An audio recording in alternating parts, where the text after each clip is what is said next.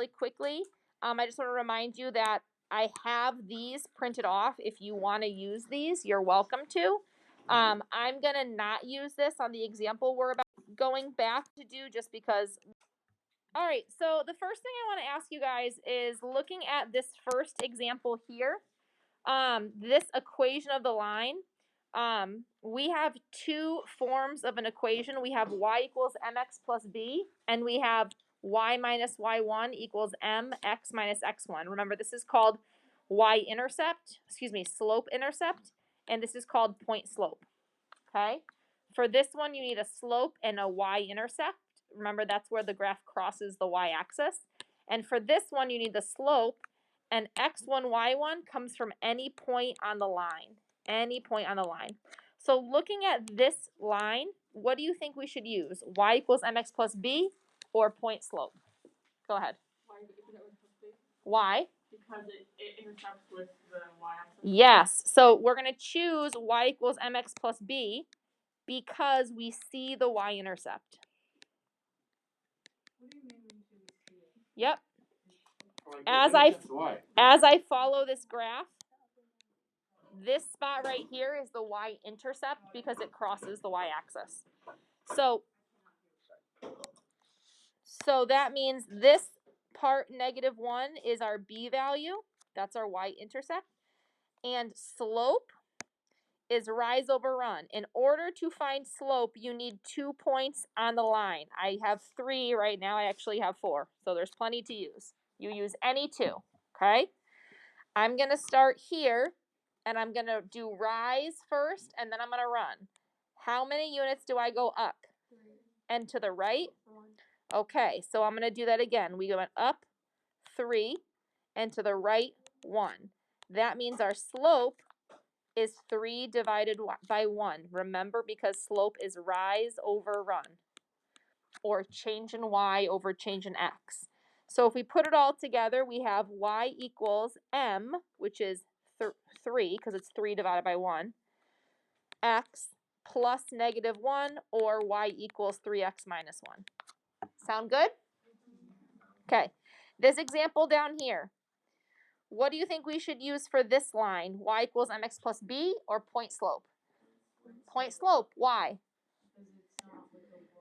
Exactly. We can't see the y-intercept, so we're going to choose point slope because we can't see y-intercept.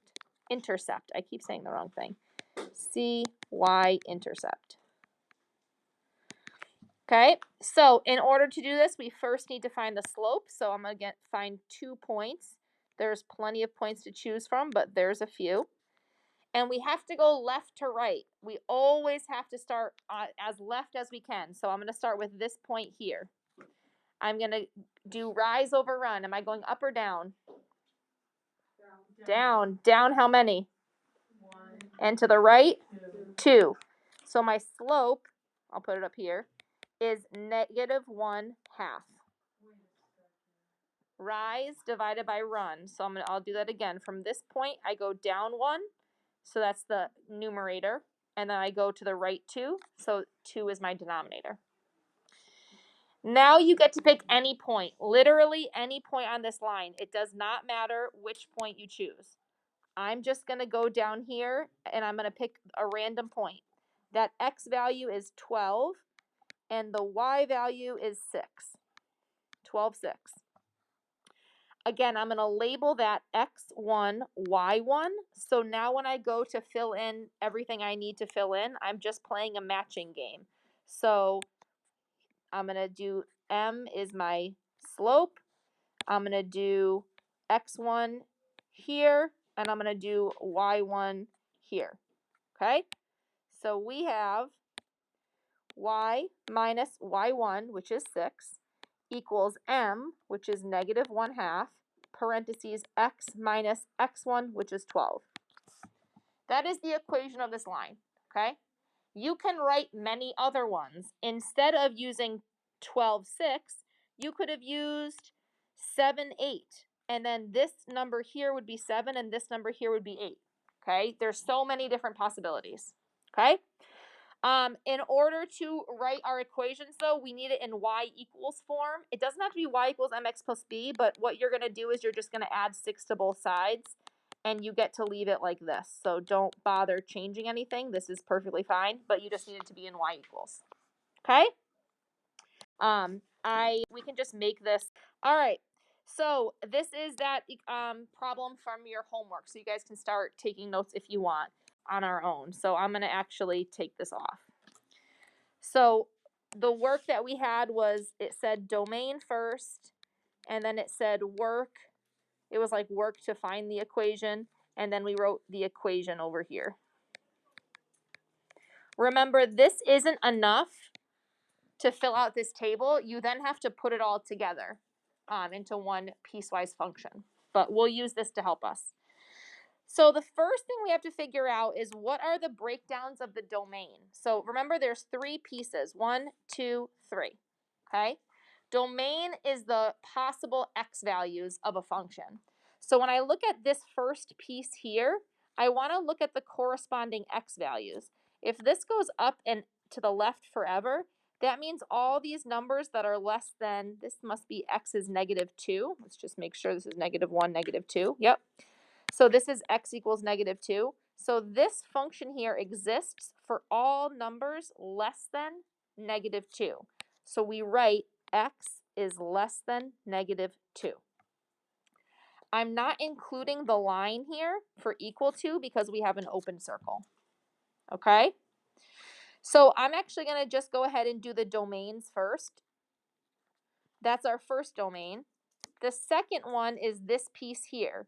The corresponding x values start at -2, and it's a closed circle, so we include -2, and it stops at +2. This is x equals +2.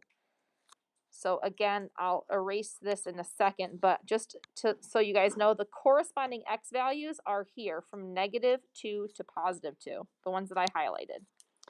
All right, so the way we write that, we say x is between -2 and 2, so I put x in the middle, and I start with -2 is less than or equal to x, again, equal to because of this dot here, which is less than 2.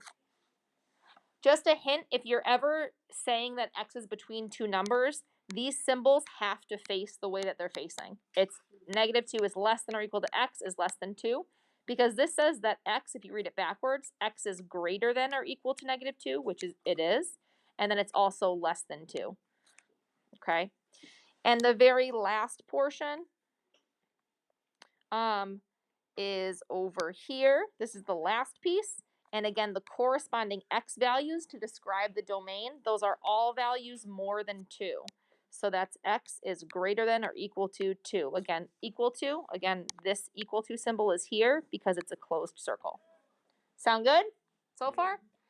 All right, so now let's do our work. Remembering that those 2 examples we just did to figure out which equation we use. So this here, should I use y equals mx plus b or point slope? Point slope because I don't see the y-intercept.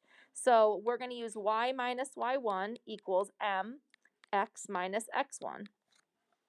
And for the work, because I don't have a ton of work space to do my work, I'm going to do my slope over here. So remember, for a slope, you need 2 points. I'll use this one. And even though this is an open circle here, I can still use that point because that will help us find the slope of the line. So again, we're traveling left to right, and just to make sure, if this line is decreasing, just make sure you have a negative slope. A lot of people are mixing up positive and negative slopes. So again, if the function is decreasing, your slope should be negative. But if we travel left to right, we shouldn't have that problem because we want to go from this point to this point. So we go down 2, so that's -2 units, and to the right 1. So what's my slope going to be? -2 over 1, which is just -2. We then can pick any point on this line. You can pick either this point or this point. It doesn't matter at all. Okay? I'll pick this one here just because that's what I'm going to pick. So that is -3, 5. I'll just make sure of that. -1, 2, 3, 1, 2, 3, 4, 5. Yep. Okay. Now we put it all together. Y minus y1, the y1 is 5, equals m, which is negative 2, parentheses x minus x1. Remember, x1 is negative 3, so minus a negative 3 turns into plus 3. Sound good? And as a last step, remember, we want all the equations in y equals form, so I'm just going to add 5 to both sides as a last step. And I'll just write my final equation over here. Y equals negative 2, x plus 3 plus 5. And again, a reminder, the reason why we want y equals form is because our final answer is going to be f of x equals, which is another word for y equals. So when we write our 3 functions, we need to make sure they're in y equals form. All right, the next one here, we have this function here, okay? What should I use for this function? Y equals mx plus b or point slope? Because why? Exactly, I can see the y-intercept. So y equals mx plus b. What is the y-intercept? 0. It crosses right here. So b equals 0. And pick 2 points and find the slope. That's up 1 and to the right 1. 1 divided by 1 is 1. If you didn't see those 2 points and you chose these 2 points instead, that's up 2 and to the right 2. It's still 2 divided by 2, which gives us positive 1. So no matter which 2 points you choose, your slope is going to be 1. So we have y equals 1x plus 0, which is just y equals x. And the last point, the last line is over here. Point slope or y equals mx plus b? Point slope again.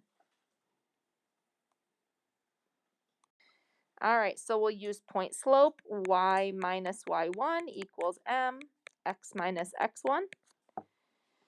And our slope, let's pick 2 points. That's up 2 and to the right 1. So m equals rise over run, which is 2 divided by 1. Again, you can pick any point. I'll pick this one down here, 2 comma 1. And we'll put it together. Y minus the y1, again, just to remind you, this is x1, y1, in case you were having a hard time finding where that was.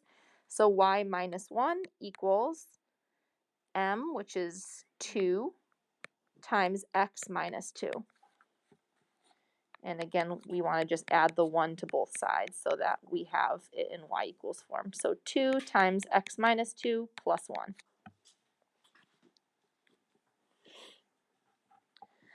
Now, the very last step, which is important, is we have to put it all together. So we put the function first because it's f of x equals. So I'm going to put the first function, so this function goes first. So I write negative 2 x plus 3 plus 5. And then you have to say if, and you list the domain. X is less than negative 2. Remember, the domain is right here. So here is the function. I don't write y equals because I have f of x equals. And then I have to say if x is less than negative 2, because you have to tell the person reading your work for what part of the domain this is. The next part is y equals x, so we just say x. If negative 2 is less than or equal to x is less than 2.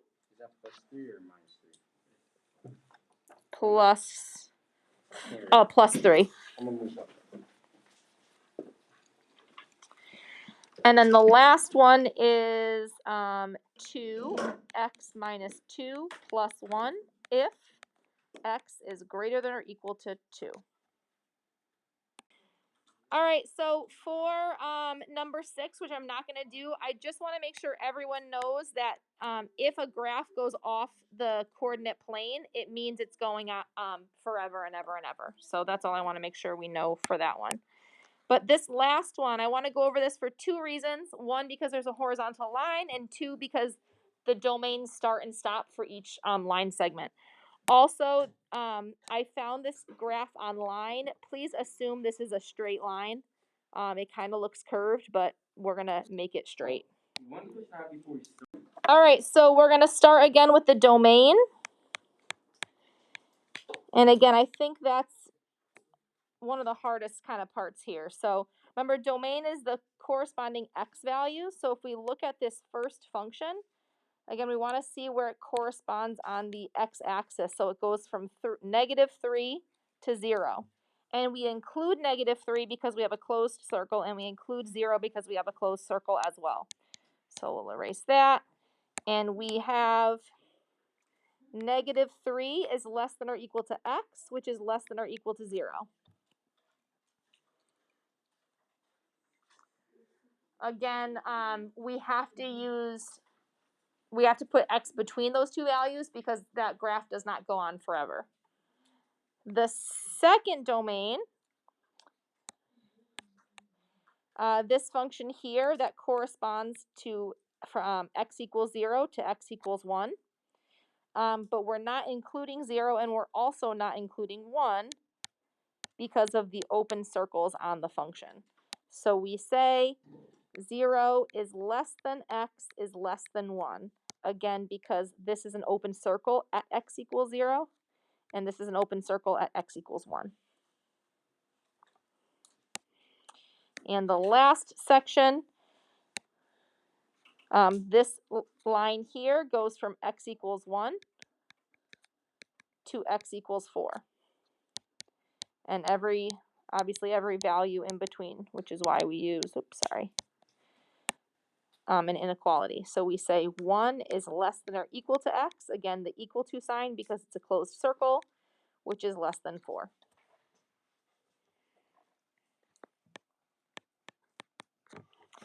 All right, so quickly we will go through these. This is a linear function, obviously, like they all are. Do we see where the y-intercept is?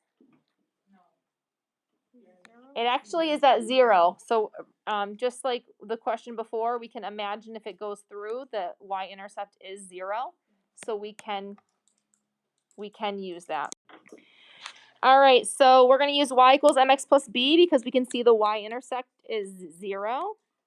So b equals 0. To find the slope, find 2 points. We go up 1 and to the right 1, so slope is 1 over 1 again. So we have y equals 1x plus 0, which is just y equals 0. Y equals 1. Y equals x. Okay, the second equation is a horizontal line. Some of you may already know that's just going to be y equals 2. But if you don't know that, I'll prove it to you. If you look, we know, well, first of all, we can do y equals mx plus b because we see the y-intercept is 2. If you ask yourself to do rise over run, we don't go up or down. So we rise 0 and we run 1. So that would give us m equals 0 over 1, which is 0. So you would have y equals 0x plus 2 because the y-intercept is 2. 0 times x is 0, so we have 0 plus 2, which is y equals 2. That's why a horizontal line is just y equals the number. And the last one, we don't see the y-intercept, so we're going to use point slope. Y minus y1 equals mx minus x1. We can use this point or this point. It doesn't matter. I'll use 1, 1. The slope is rise 1 and run 3, so m equals 1/3. We got x1, y1 right here. Y minus 1 equals 1/3 x minus 1. And remember, we have to just add that 1 to both sides. Very quickly, we'll put it all together. We say f of x equals, we have our 3 functions. Remember, functions go first. So the first function is y equals x. The second function is y equals 2. The third is 1/3 x minus 1 plus 1. Remember the domains. The first one is -3 to 0. The second one is 0 to 1. And the third one is 1 to 4.